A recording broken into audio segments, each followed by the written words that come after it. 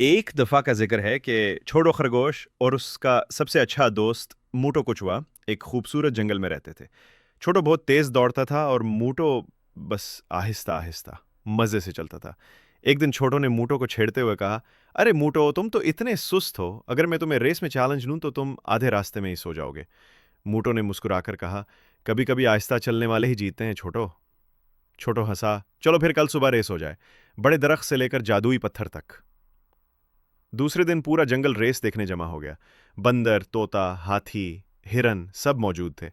जैसे ही लोमड़ी ने सैटी बजाई, छोटो बिजली की तरह दौड़ा और पीछे सिर्फ धूल छोड़ दी।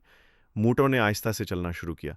रास्ते में वो हिरन से मिला। हिरन ने कहा, तुम्हारे तो पाँव भी हिल नहीं रहे, छोड़ दो ये रेस।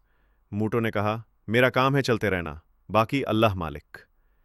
दूसरी तरफ छोटो आधे रास्ते में रुक गया। एक आम का दरख्त देखा और बोला, मूटो तो अभी बहुत पीछे होगा, तब तक एक आम खा लेता हूं। उसने आम खाया और फिर एक झपकी ली और सच में सो गया। तभी आसमान पर काले बादल आए, जोर की बारिश शुरू हो गई।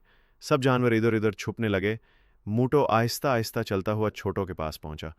उसे सोता देखकर बोला, यह वक्त सोने का नहीं, पहुंचने का है। मूटो आगे बढ़ा और आखिरकार जादुई पत्थर तक पहुंच गया। जैसे वो वहां पहुंचा, सब जानवर खुशी से चीखने लगे, मूटो जीत गया, मूटो जीत गया।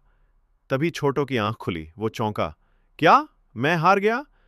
मूटो ने मुस्कुराकर कहा, कभी कभी सब्र और हौसला तेजी से जीत जाता है।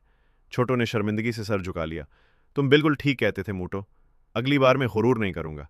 मूटो ने हंसते हुए कहा, और अगली बार आम खाकर ना सोना। सब जानवर हंसने लगे और जंगल में खुशी की आवाजें गूंजने लगे।